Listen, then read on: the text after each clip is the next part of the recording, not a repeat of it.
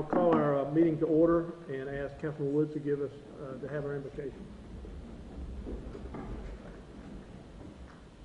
Oh, Heavenly Father, we thank you, Lord, for this day. Father, we thank you, Lord, for this year. Thank you for allowing this council, Lord, to assemble together, Lord, working hand in hand, each and every day, Lord. There was been a task.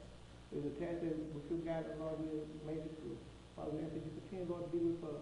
Be with our family during this holiday season, Lord, both near and far away. Father, these and all those blessings in your Son, Jesus' name. Amen. Amen. We have our first item on the agenda is unusual for us. We have a planned executive session, and as you can see, it's for legal matters, and it's relating to the landfill litigation. So we're going to go into executive session and then come back, and we'll hear a presentation from our attorney to bring not only council but the public up to speed on where we are with that case. So at this time, I'll entertain a motion to go into executive session for legal matters. So moved. Moved by Dr. Prince, seconded by Mr. Gladden. All in favor, raise your right hand. It's unanimous. So if y'all excuse us, we'll be in executive session. Bring anything right on.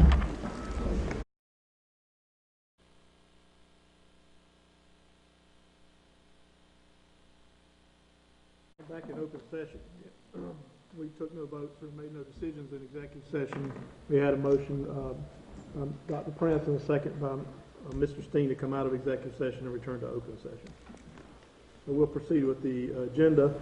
We did need to add one item to the agenda under, I guess under new business, would be consideration of, and let's make it 7F, I guess.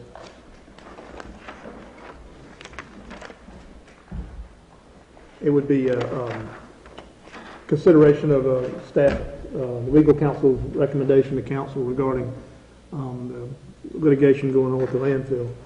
So we hear a motion that we add that as 7F. So second.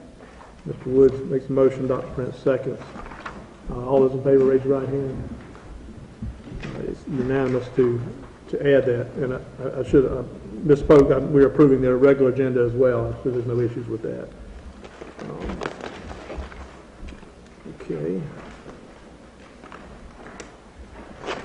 Make a note here so we don't get off track. Okay. Next up is approval of the minutes from our November 17th and November 18th meetings. The first meeting was a public hearing, and the second was a regular council meeting. Mr. Chair, I move we accept both the November 17th and November 18th minutes as printed. We have a motion. Do we have a second? Second. Second by Mr. Steen. Any other discussion? All in favor, raise your right hand. It's unanimous. Okay, next up we have a presentation, and tonight we have our attorney, Steve Weber, who has represented us with the landfill litigation since the start. Steve, if you'll come forward and give us an update on where we are. We have some recent action and what options we have. Absolutely. You want me to stand here? Yeah, if you don't mind. Yeah, thank you. Well, Mr. Chair, Vice Chair, Council, thank you for allowing me to be here. I'll make this short and sweet and certainly answer any questions you have and hopefully give the public a little bit of information about this. Just a bit of background to put things in context. This lawsuit and series of lawsuits in Matter go all the way back to 2007 when council called upon us to file an action at the state court level, at DHEC, to oppose the siting of a potential landfill here in Marlborough County. A series of lawsuits have gone sort of in and out since that time. There are two pending lawsuits at this time. One is a lawsuit that was filed regarding a rezoning attempt by a company called the MRR to rezone property in Marlborough County for landfill purposes. And another lawsuit is a Board of Adjustment lawsuit along those same lines, but in a little different posture. What happened regarding the first lawsuit, which I call 304, because it has an action number of 304, so I refer to it as action number 304. What happened was MRR filed a lawsuit against Marlborough County and asserted 12 to 13 claims against the county. The county filed a counterclaim.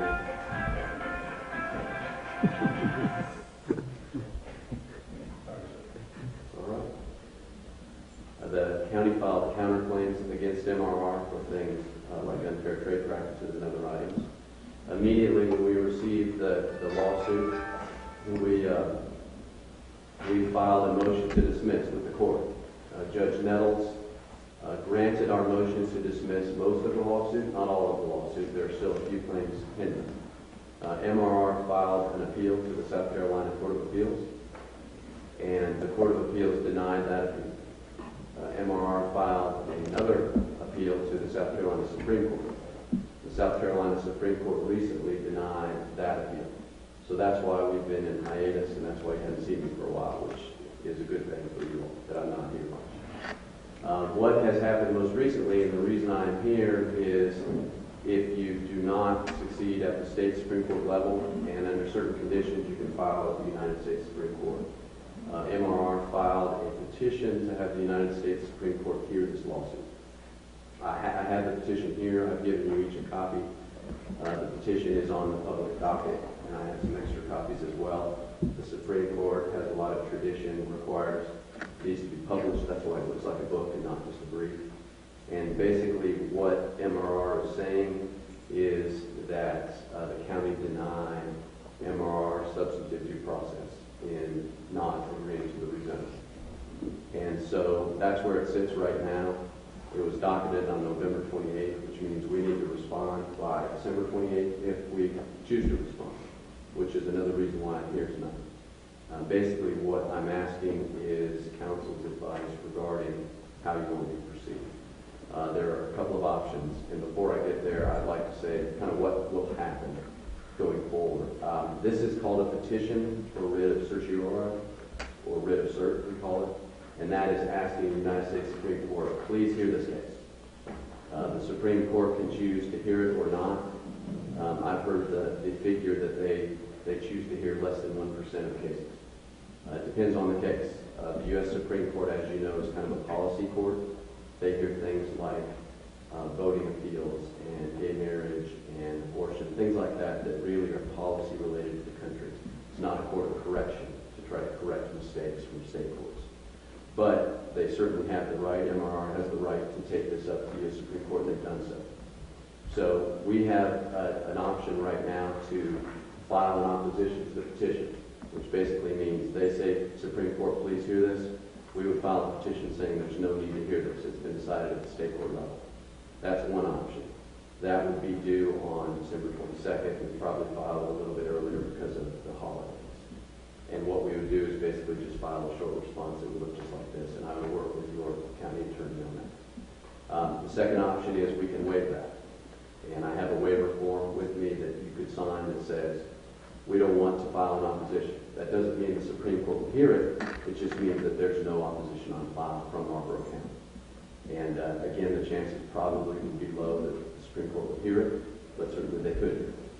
4 justices have to accept this, and if they do, then we go to the Supreme Court. What happens if we go to the Supreme Court is we would have a series of briefings on this.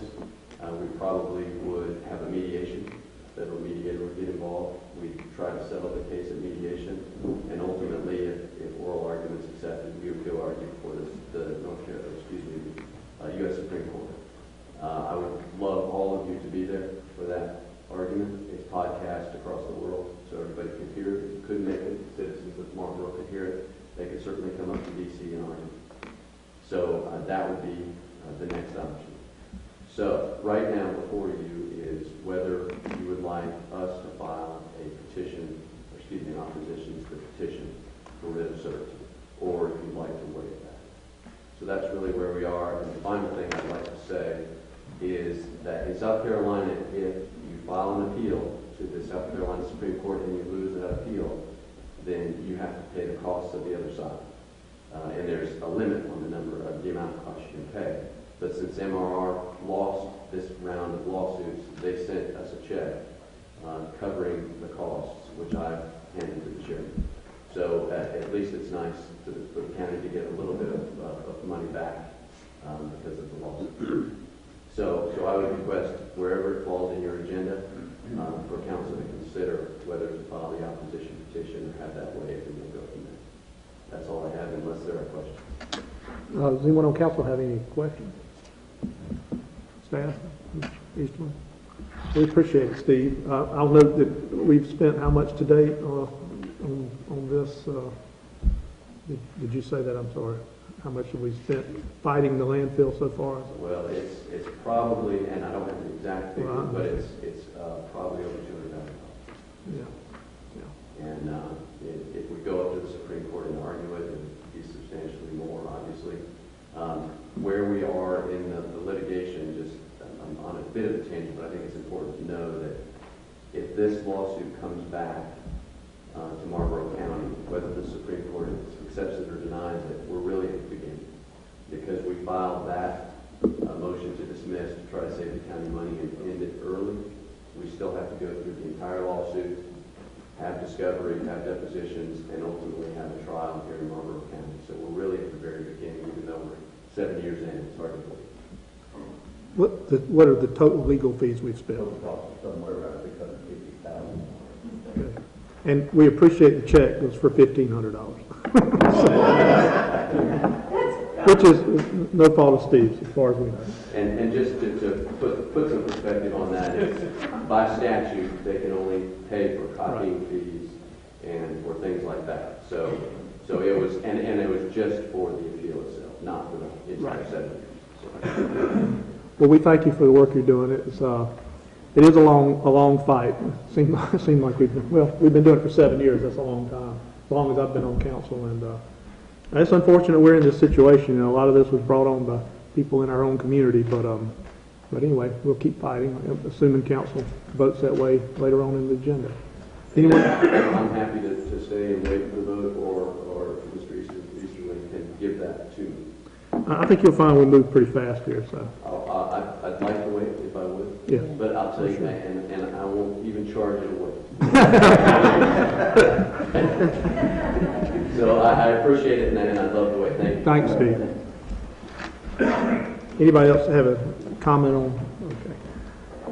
Okay, moving along, we have a public hearing for ordinance 732, which is an ordinance to transfer land to a designated company, part of Project Compass. So I'll call the public hearing to order and ask staff to give us an explanation of. Mr. Chairman, members of council, this is just since the county has a freeload of this company, some of the property is in the county's name, at least its name only, but the county is asked to provide an easement around, or to move the easement that's around the building so that the building could potentially be expanded as part of an ongoing project. And it's just basically the amount of the easement that is the map in your packet that shows you what the route is.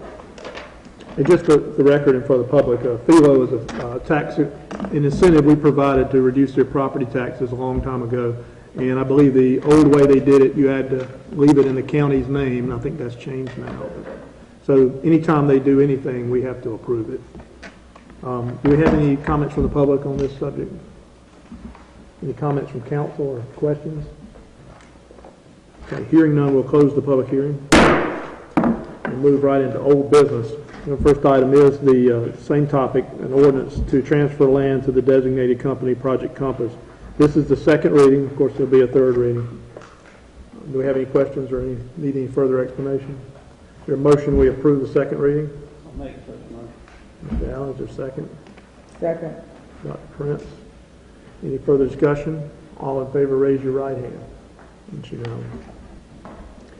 All right, moving on to new business. The first item is ordinance 733, which is an ordinance to postpone the implementation of revised values resulting from the equalization program, which is a tax reassessment. Mr. Haynes? In plain English, what we're asking here is to delay the tax reassessment by 1 year. You're authorized by statute to do this. You've done it in the past, the county's done it in the past, and the county's asked to, or the council has asked to have approved this first reading of the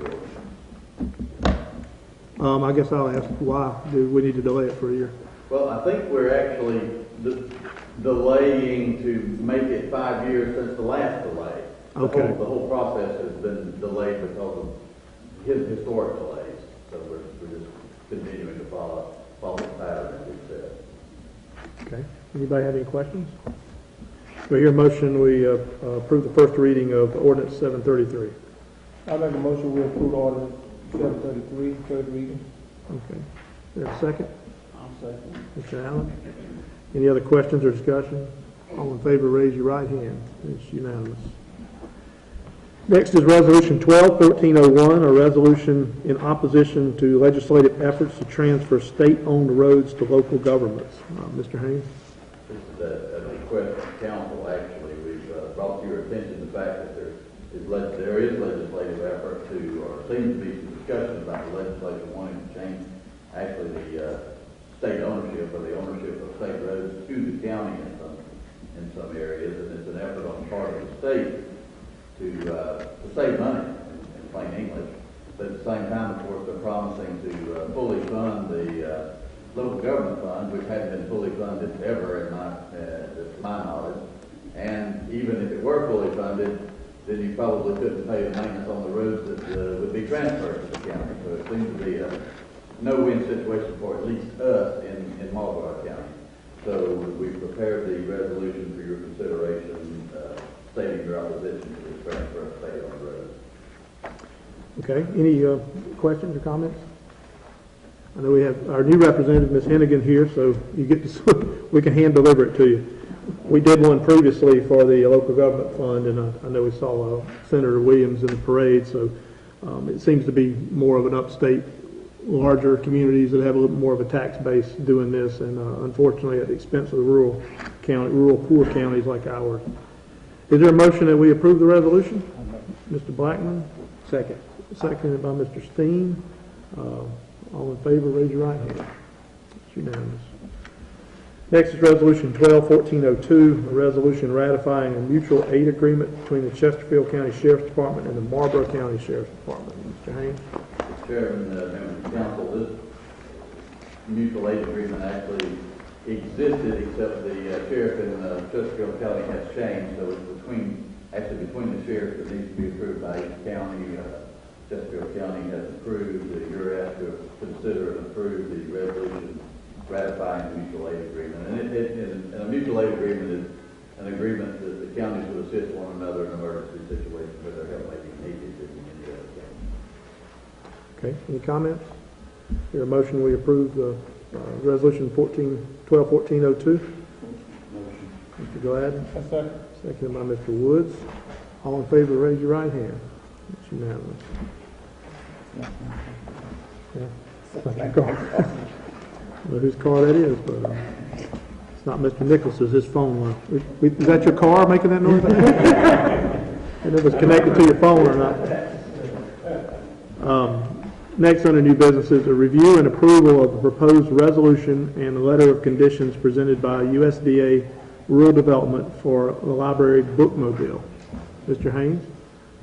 Mr. Chairman, members of the council, this is one of the grants, or the grant, the federal grant we applied for to help with the purchase of a bookmobile for the library. And back in August, we got to the point of having a scheduled presentation to council by the rural development folks who were going to present these regulations, rules, understandings, agreements. And at the last minute, in fact, the day of the meeting, it was canceled. Well, most recent correspondence with these folks have put this back in gear. The money does exist. In fact, they don't have to be present for the discussion and the presentation by rural development. So rural development is offering $50,000 from Marlboro County for the purchase of a bookmobile, which will probably pay just under 1/3 of the cost of what we understand the bookmobile cost. There are a list, page after page of rules and regulations I have read them, I have looked at them. Some are going to require us to do some work and make sure that they're aware of certain functions that are going on. In fact, to give you an example, they expect the dedication to take place. They expect to be invited to those things.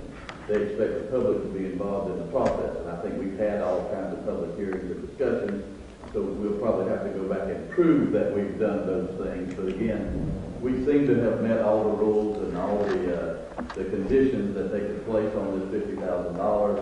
They require, of course, insurance on the property that we're buying. There will be some accounting that they require, and on and on and on, but it's generally things that you would run into with any kind of federal grant. I've read, understand, agree, and recommend approval by county council. Okay. Any other questions or discussion? It's been a long time coming, so I'm Yeah. glad to see That'd be nice to us see. here tonight at this junction. I'll take that as a motion. Yes. Prince. Do we have a second? Mr. Gladden? Any other comments or discussion? All in favor, raise your right hand. It's unanimous.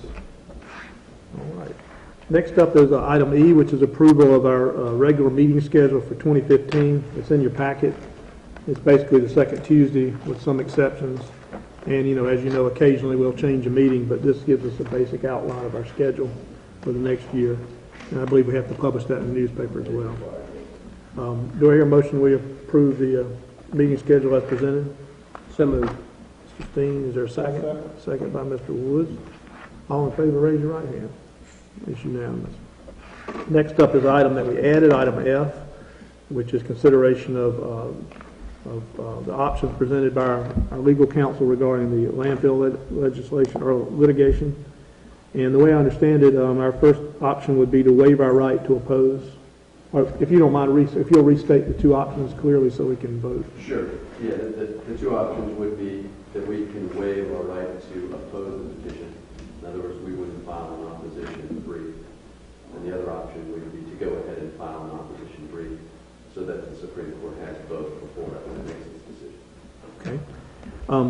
Considering in the past the council has been opposed to the landfill, I think probably the way I'll present the question is, is it council's wishes or intent to continue to oppose the landfill by filing a petition of opposition? Mr. Chair, I move that we authorize our legal counsel to move forward with filing an opposition to the petition that MR filed with the U.S. Supreme Court. Okay. Second that.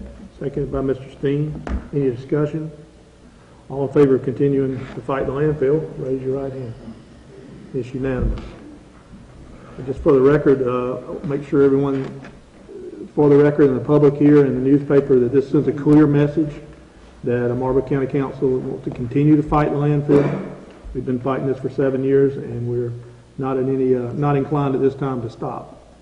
It's unfortunate we've had to be drawn into this fight. It's not what our people wanted, and that was made clear by the referendum we had with 94% of the people against it. And but we're in the fight, and we're in there to stay at this point. So move forward with that, you and our council here, local council. Well, thank you. Thank you for your presentation. Have safe travel. Okay. Moving along to opening and acceptance of bids. We do have one bid for Crusher Run. Mr. Haynes? Mr. Chairman, here to take a bid for Crusher Run gravel that we use on our roads, on the county roads. We actually bid it by a set amount and let the contractor bid the number of tons that they would provide. Since we pick it up by the ton, or by 10 ton truckloads, 8 ton truckloads, or whatever. And as you can see, the bids we received were for pergrading and paving. We would get 3,031 tons for the $50,000. And the reason we do it this way is we may not use all of that in a particular year if the weather is in our favor. PSI Conway, South Carolina, we would get 2,470 tons, and Chipley Company out of Florence would be 2,300 tons. So in this case, the best bid, the low bid, is pergrading with 3,031 tons for the $50,000 max. Okay. Recommended. Any questions? So here a motion, we accept staff's recommendation for the bid. Mr. Blackman makes a motion, second by Mr. Allen. Any other discussion? All in favor, raise your right hand. It's unanimous. I know of no appointments to boards and commissions. Are there any? Okay. Moving into our reports. First one is our Finance Department report from Ms. Ainsley Moore.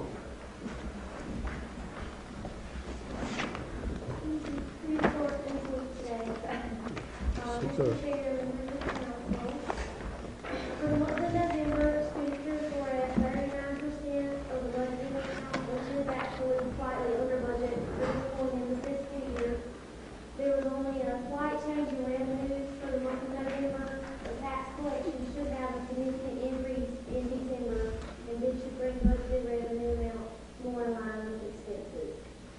Our auditor has sent a draft copy of the financial statements, and the finance office is currently reviewing these for any questions or discrepancies before the final audit is issued.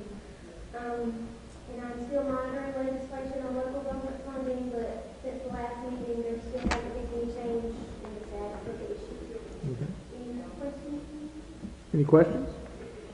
Thanks for your report. Next up is Mr. Haynes with his administrator's report.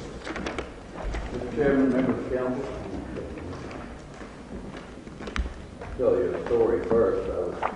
The ringing of the phone earlier made me think of this. One night I was making a presentation to a board, and I had received a new phone earlier that day, and it started beeping in the process, and it was making a strange noise, and I didn't even know it was my phone for a long time, and I'm still talking. And my daughter sending me texts.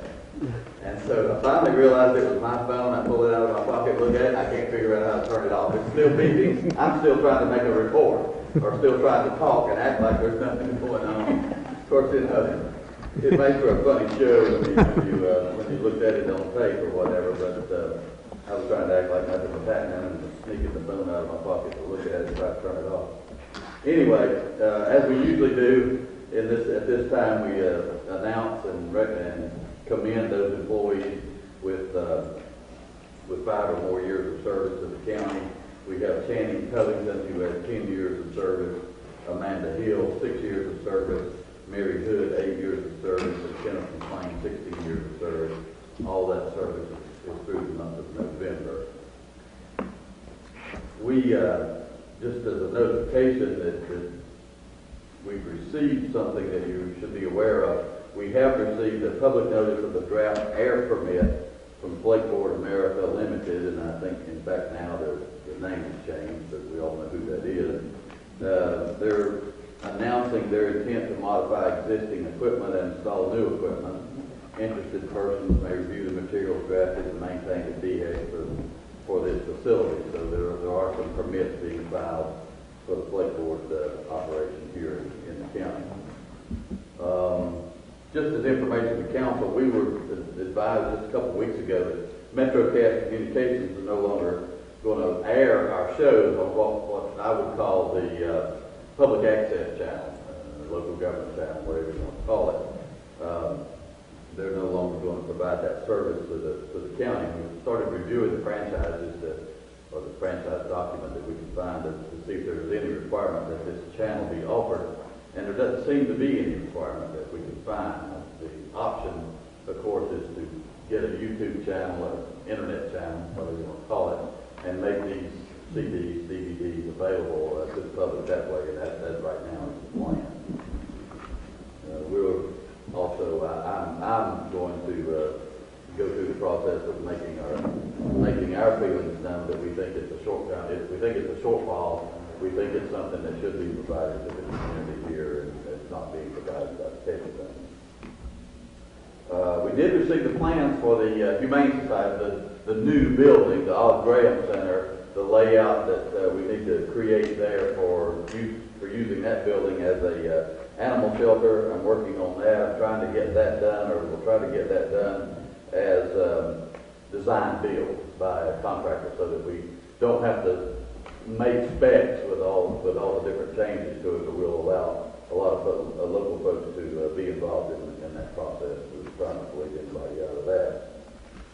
If you remember in the budget year 13-14, the council made a change in the fire department budget to where you would actually pay the firemen, not much, but you would give them a little bit per call. And I just thought I'd call to your attention the amount of money that was, or what it amounted to for the first year of service. That we spent out $34,210 for calls made. Now that's a year's worth of calls. They went to Blenheim at $11,900 $11,840, Brightsville $4,210, Clio $98.90, and Wallace $82.70. That's $8,270.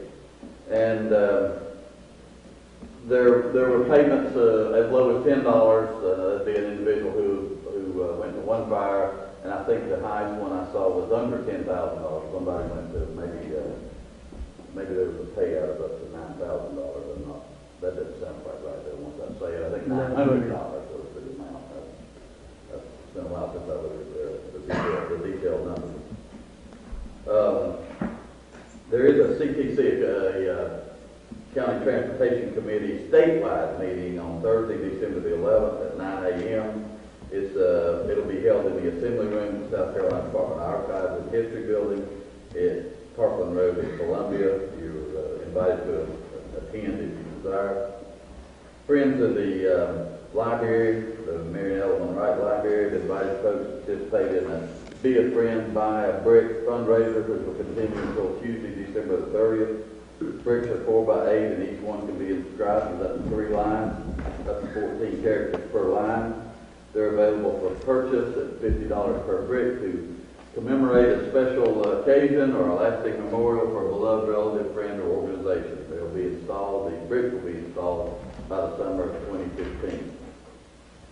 As I understand, the 3rd annual Marlboro County Turkey Giveaway, which took place Saturday, November 22nd, just before Thanksgiving, was a success as usual.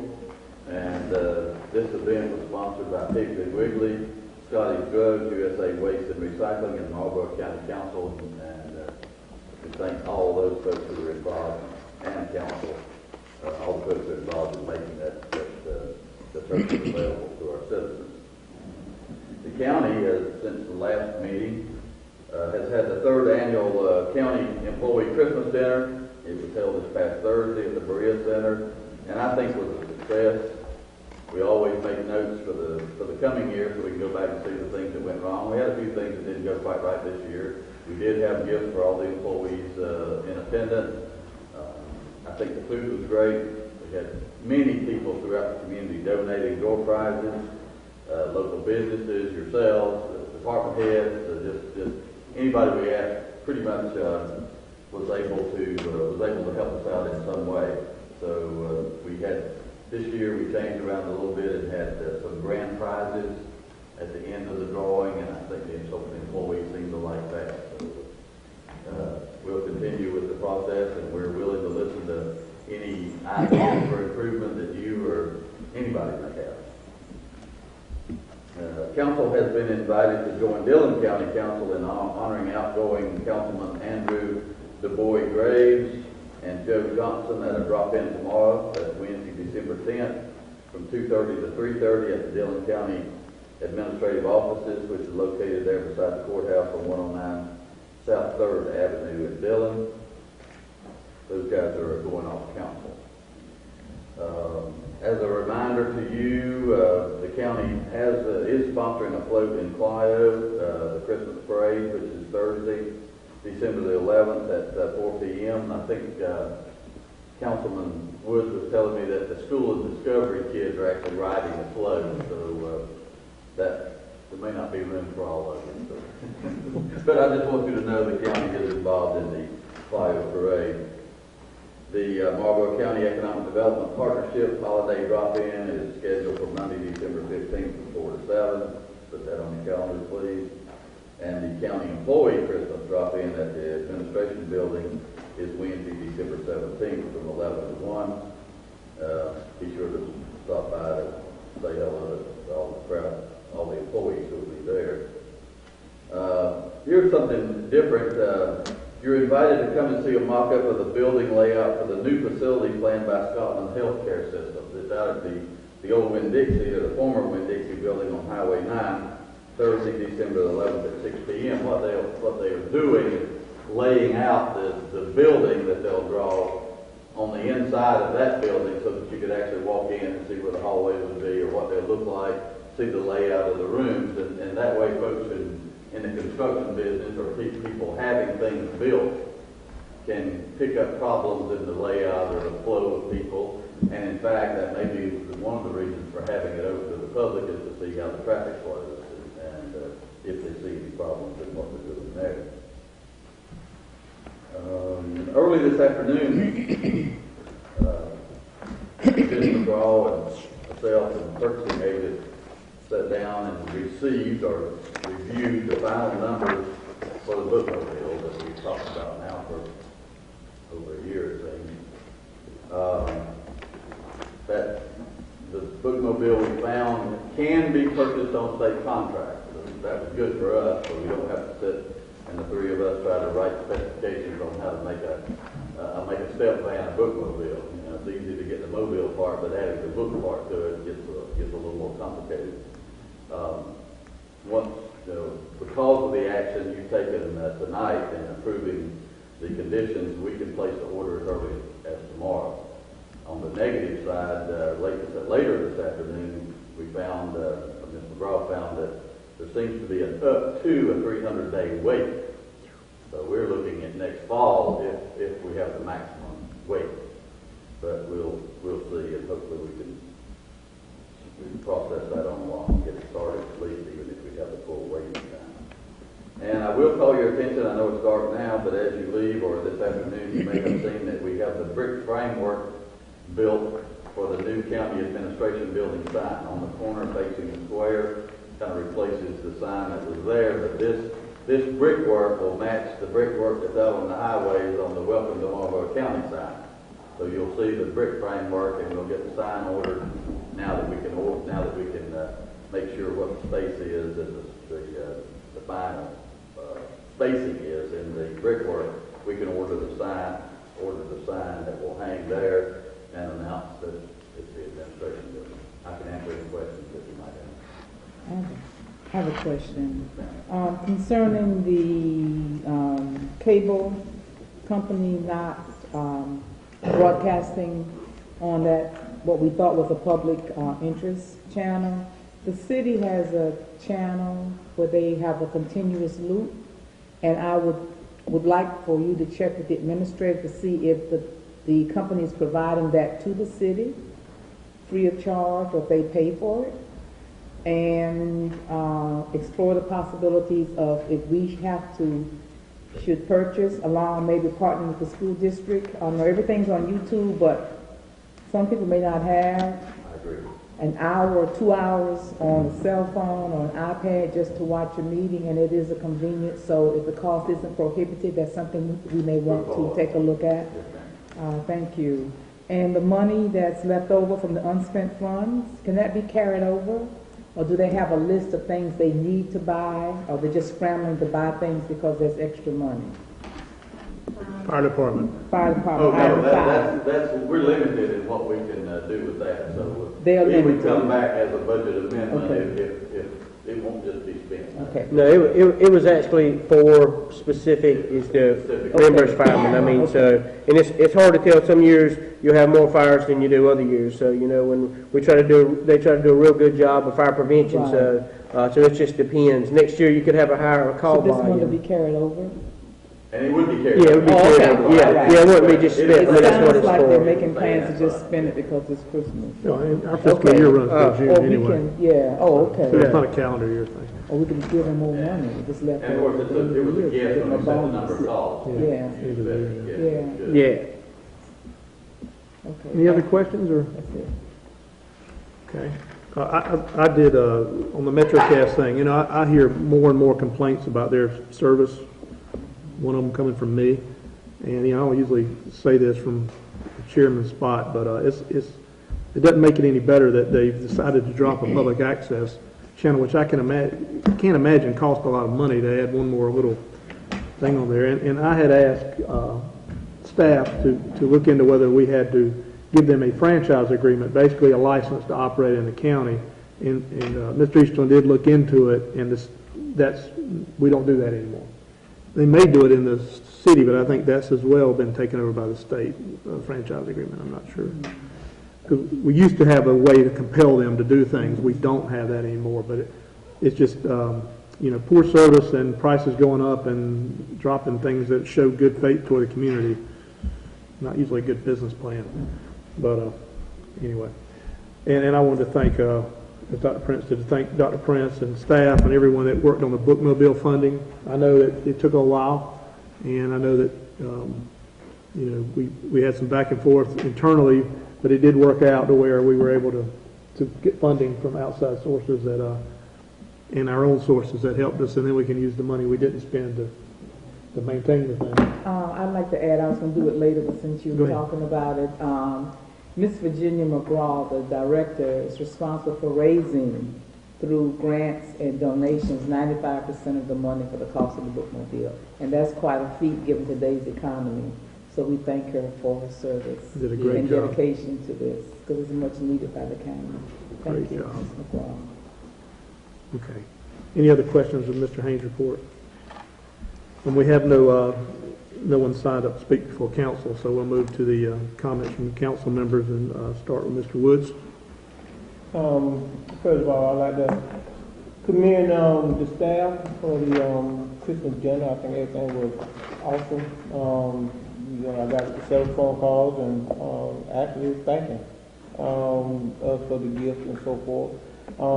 And like the school discovery is going to be right on the parade. I'd like to thank the council and staff for providing that float. There was 20 so kids that needed a sponsor, and the council stepped up, and we'll be there Thursday, and that's gonna be a big help, a big plus. Hope everybody have a happy holiday, safe one, eat plenty, spend a lot of money in the county. That's do me. All right. I'm good. Thank you. Mr. Steen? Just echo as Councilman Wood said, we did have a good Christmas supper and all, and we thought that was a huge success, and I want to thank them for everything they've done. You know, every time you do that, it takes a lot of planning, so we do want to thank them for all the planning they did, and we want to thank everybody for coming out tonight for hearing the update from Mr. Weber about the landfill, and as we've heard, we're continuing to fight, and we need everybody to continue to fight. As he just said, this is just the beginning. So even at 7 years, this is just the beginning. But as you know, we said we didn't want it, and you know, the comment was made at one time, if we didn't want it, they wouldn't come. But we the ones that was at the meeting heard that. But so we are still pursuing to fight it. It's what the citizens wanted, and you know, I think it says a lot for council as they listen to what their citizens want. So, and you know, so we are continuing to do that. And as far as you know, the firemen, where they were able to receive a little bit this year, you know, it's the first time ever in the county that they were able to get just a little bit back per call. If you figure 200 hours of training a year, if you do at $10, that's just going on a call. We don't pay them for any meetings. We don't pay them for any training. That's just for answering a call. So there is some things that we could keep doing. And as you heard, Chief Odom spoke, I think, at the Rotary. He needs volunteers. Every fire department in the county needs volunteers. It's hard. Everybody has to work, has families. So anything we can do as council to help them, I think, is greatly appreciated to them. And so, in every fire department, I'm good friends with all of them. If you know somebody in your area who wants to volunteer, get in touch with the chief or the training officer, and they will get your application. And so, but we do thank you. And we hope you'll have a Merry Christmas and everybody stay safe. Thank you. Dr. Prince? I have a couple of things.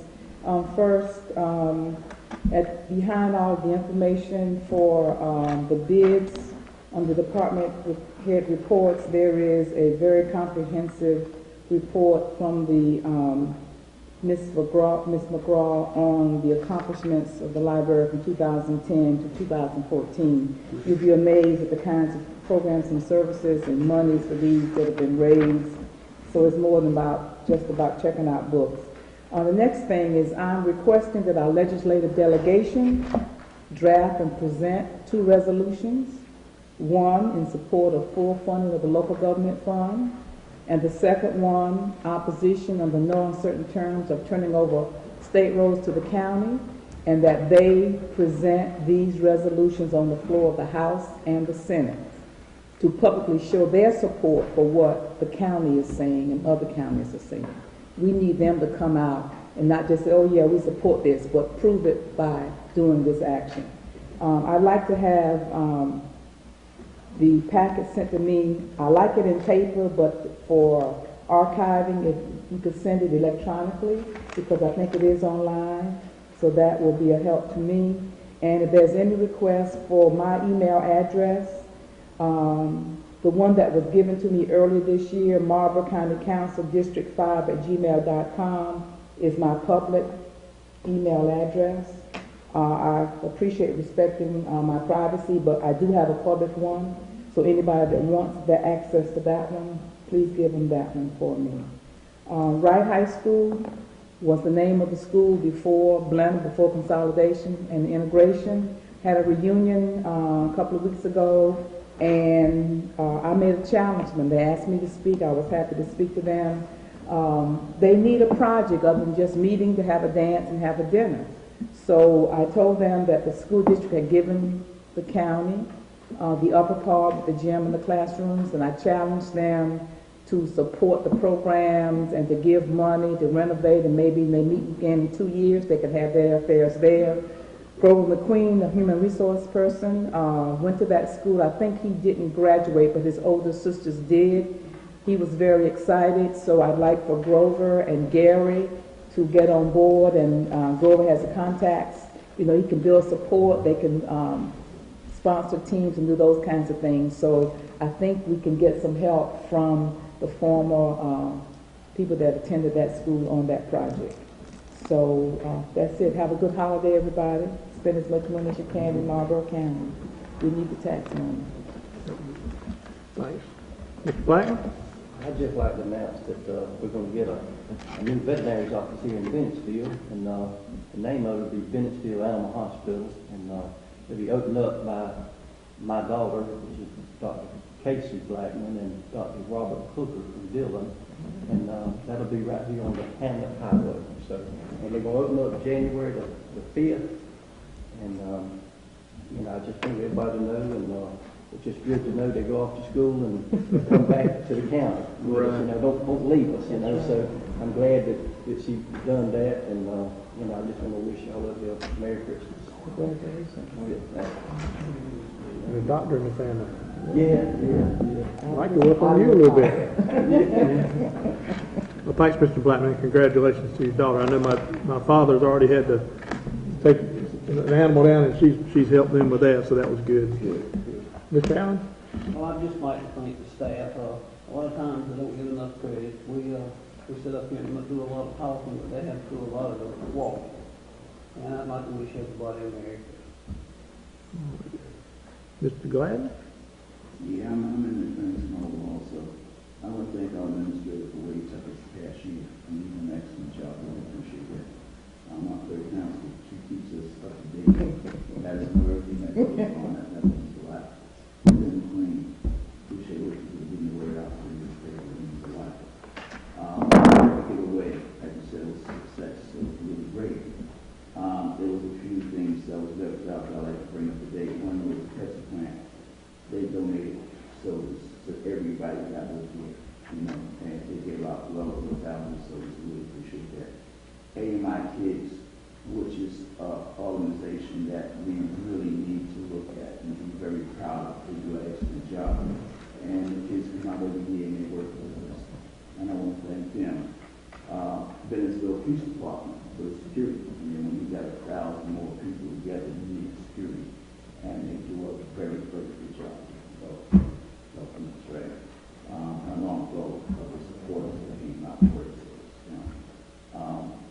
Councilmen, you know, like everybody else, we fight like everybody do. We always agree, and we don't just go at one another. So when they deal with me and I deal with them, I just thank them for us working together the past year. Next year is going to be like a very hard year again because things, you know, money bad, things going down. And our legislators, I mean, which is really, really important. I'm going to say this here, they need to step up more to the plate for what's going on in the county. Our veterans is catching a hard way to go in the county. We need to do something about helping our veterans, and they're just not getting support. They need Mobile to try to get them to different hospitals and things of that nature. We need another appointment down there to get some of this help in the young ladies in the office of working by ourselves. We just cannot forget about veterans.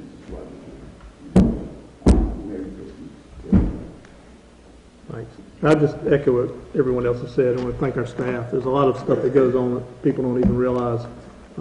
We have good meetings and orderly meetings and civil disagreements and get some things done, and a lot of that's from the work they do behind the scenes to keep the wheels greased and everything going in the right direction. And our council, I thank fellow members of council for being civil with each other and having some patience and working through issues without, acting like some different elected bodies sometimes act. I'll say it that way. And I want to thank the public. We have people that come to every meeting or, frequently come to our meetings, and it's nice to see that interest. We appreciate that. And it's very important with the landfill fight because it has been 7 years, and a lot of people in our county work out of town, and a lot of people have their lives where they don't really know what's going on, and this is like it's not a problem anymore, but it's a huge problem. As Steve Weber said, the fight's just starting, and we haven't even really gotten into the fight, and we just need to keep people motivated and informed and understand how serious the situation this is. So we appreciate you guys who kind of carried that torch. Maybe even have somebody who came out of that movement here on council now, so it shows that you can get involved and you can make a difference in the county. And I want to wish everyone a Merry Christmas. So with that, I'll entertain a motion to adjourn. Motion made. Mr. Gladden, seconded by Mr. Steen. All in favor, raise your right hand. We stand adjourned. All right. That fire truck down there? That's fire truck. There's quite a few of them. Yeah, that's in the truck. This thing here's been on enough. I think there's $2. You don't want to, then we had an argument about they wanted to text it. You got to get to that. Not a good one. Yeah, they just spell it. No, we didn't want to do that. I'm going to say you had some piece of candy. We're going to have to search you for a cell phone when you come in. I felt like that person been doing the way.